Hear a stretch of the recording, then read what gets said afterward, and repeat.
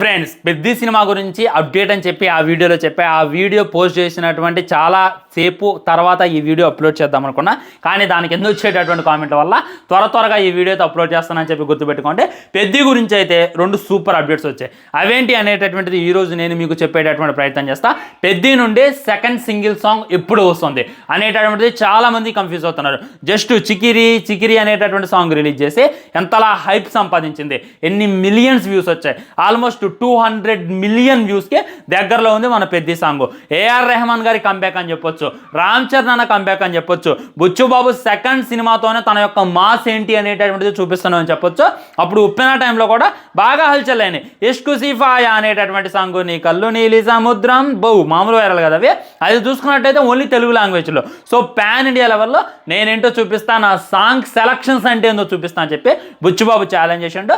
అన్నట్టుగానే ఒక్క చికిరి సాంగ్తో అందరినీ కూడా మన వైపు తిప్పిండు. దానికి స్టెప్ అయినటువంటి క్రియేటర్ లేరు, దాని గురించి మాట్లాడుకున్నటువంటి యూట్యూబర్ లేరు. ఈ రేంజ్లో అయితే అదొక విధ్వంసం సృష్టించింది. సో ఏఆర్ రెహమాన్ గారు కంబ్యాక్ అని కూడా చెప్పొచ్చు.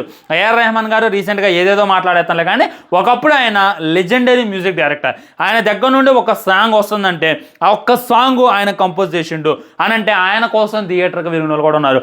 ఆ సినిమాకి ఏఆర్ రెహమాన్ మ్యూజిక్ డైరెక్టర్గా పనిచేస్తున్నాం అంటే ఓన్లీ ఆయన కోసమే. కళ్ళు మూసుకొని థియేటర్కి వెళ్ళిన వాళ్ళు చాలా మంది ఉన్నారు అనమాట. ఒకప్పుడు ఇండియా నుండి ఫస్ట్ ఆస్కార్ తీసుకున్నటువంటి మ్యూజిక్ డైరెక్టర్ కూడా దాని మాట, అది కూడా సోలోగా, ఎటువంటి డబ్బులు పెట్టకుండా. ఈ విధంగా ఏఆర్ రెహమాన్ చూసుకున్నట్లయితే ఒక రేంజ్, తనకి రీసెంట్గా అంత గట్టి సినిమాలు అయితే పల్ల, అంత హెవీ మ్యూజిక్ ఉన్నది అది ఇది పల్ల, తనకైతే పేరు రాల. తను నటించే తను తీసినటువంటి సినిమాలు, తను మ్యూజిక్ కొట్టినటువంటి సినిమాలు అన్నీ అలా కాదంటలా. కానీ ఏఆర్ రెహమాన్కి అయితే స్పెసిఫిక్గా ఏ విధమైనటువంటి పేరు రాలా.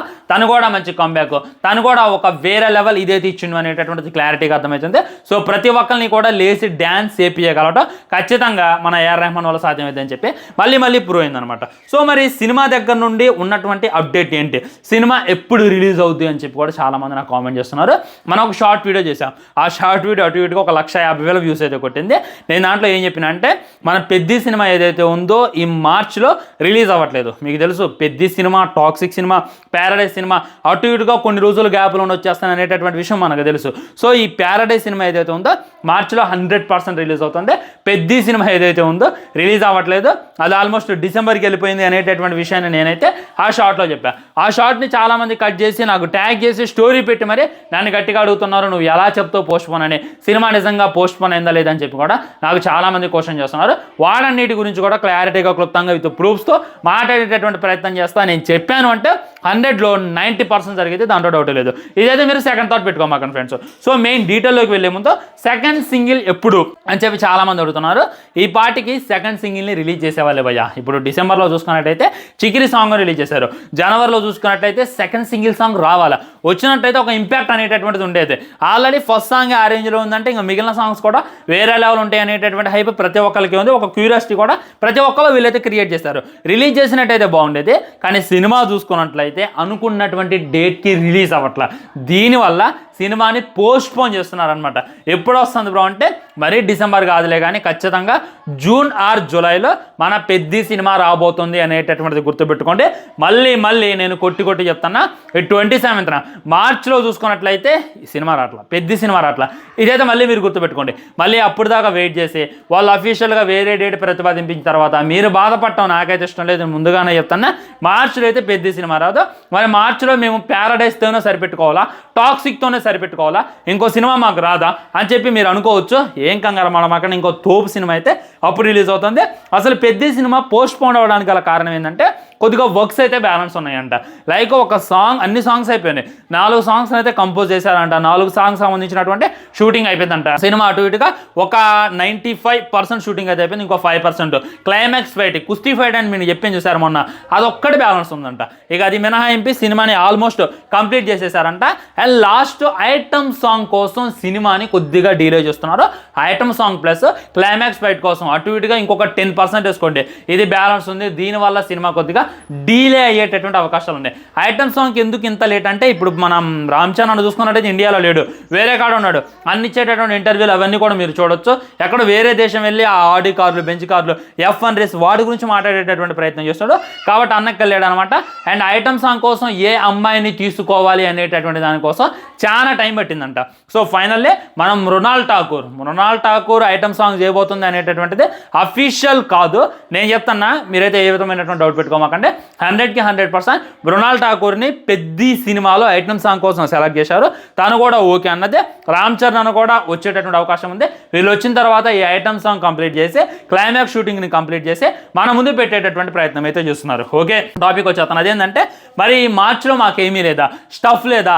ఆల్రెడీ జనవరిలో చూసుకున్నట్లయితే శంకర వరప్రసాద్ వచ్చిండు, అల్లాడించి వెళ్ళిపోయిండు.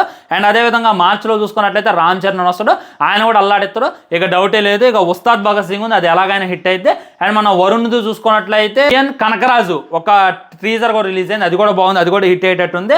అండ్ సాయి తరణ్ తేజ్ చూసుకున్నట్లయితే సాయి దుర్గా తేజ్, ఇప్పుడు తన పేరు, సంబరాల ఏటిగట్టు సినిమా వస్తుంది. ఈ విధంగా వరుస కంబ్యాక్. 2027 చూసుకున్నట్లయితే ఖచ్చితంగా మా మెగా ఫ్యామ్ హీరోస్ డే ఇది అని చెప్పి చాలా మంది ధీమా అయితే వ్యక్తం చేశారు. సో మార్చిలో ఈ సినిమా రావట్లేదు అని చెప్పి బాధపడమాకండి. అదే డేట్ను చూసుకున్నట్లయితే ఉస్తాద్ భగత్ సింగ్ వస్తుందన్నమాట. అవును, అబ్బాయి రాలేకపోతుండో కానీ బాబాయ్ని అయితే దింపుతుండో. ఖచ్చితంగా మార్చిలోనే, ఇంకా డేట్ అయితే కన్ఫర్మ్ కాలేదు.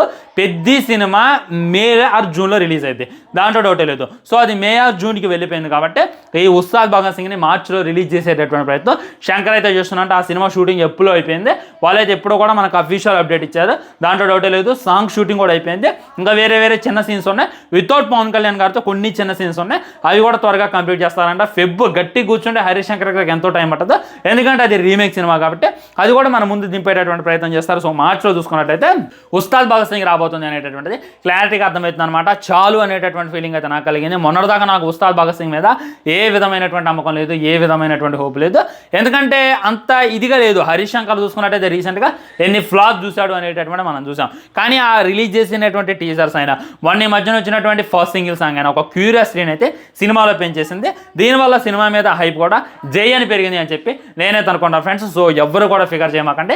మార్చిలో అయితే ఉస్తాద్ దిగబోతుండో. ఒకవేళ పెద్ది కానీ మార్చిలో దిగితే ఉస్తాద్ భగత్ సింగ్ మే ఆర్ జూన్ జూలైకి వెళ్ళిపోద్ది అనమాట. ఒకవేళ పెద్ది సినిమా మార్చిలో రాకపోతే ఉస్తాద్ భగత్ సింగ్ మార్చిలో దిగిద్ది. ఈ పాయింట్ని అయితే మీరు గట్టిగా నోట్ చేసుకొని పెట్టుకోండి. సో ఇండియాస్లో ఉన్నటువంటి పెద్ద స్టార్ మన టాక్సిక్ యష్ బాస్ దిగుతుండు అదే మంత్లో, అండ్ నాని దిగుతుండు, అండ్ ఆల్సో మన పవన్ కళ్యాణ్ గారు దిగుతుండు మార్చిలో. ఇక వీళ్ళు ముగ్గురు తప్ప ఇక మార్చిలో మనకి ఏం కావాలనేటటువంటి ఫీలింగ్ అయితే నాకు కలిగింది. జనవరిలో తోపు సినిమాలు ఉన్నాయి, అయిపోయింది. జనవరి శాఖం అయితే ముగిసింది. ఫిబ్రవరిలో చూసుకున్నట్టు ఎంత గొప్ప సినిమాలు అయితే ఏమీ లేవు. కానీ మార్చిలో చూసుకున్నట్టయితే తోపులకే తోపు సినిమాలు ఉన్నాయి అని చెప్పి నాకైతే అనిపించింది అనమాట. సో మార్చి అయితే మనకి ఊపిరి తీసుకోవడానికి ఒక టైం ఏదో మ్యాక్సిమం నేనైతే మార్చి కోసం మళ్ళీ వెయిట్ చేస్తాను. ఈ ఇయర్ మార్చిలో చూసుకున్నట్లయితే టాక్సిక్ ఉంది, నెక్స్ట్ ఇయర్ మార్చి చూసుకున్నట్లయితే స్పిరిట్ ఉంది. వామ్మో, మార్చ్ అనేటటువంటిది మెయిన్ అని చెప్పి మళ్ళీ గుర్తుపెట్టుకోండి ఫ్రెండ్స్. వీటన్నిటికన్నా ప్యారడైజ్ మీద మంచి క్యూరియాసిటీ ఉందన్నమాట అందరికీ. ఎందుకంటే నాని జడలేసుకొని ఉన్నాడు, ఒక నిజా కొడుకో కాదని చెప్పి డైరెక్ట్గా చెప్తున్నారు. సో ప్యారడైజ్ మీద కూడా నాకైతే బాగా ఉంది. దాంతోపాటు పెద్ది కూడా ఇదే మార్చిలో రిలీజ్ అయినట్టయితే ఒక విధ్వంసం ఉండేది, కానీ రిలీజ్ కావట్లా. ఇదైతే బ్యాడ్ లక్ ఫ్రెండ్స్.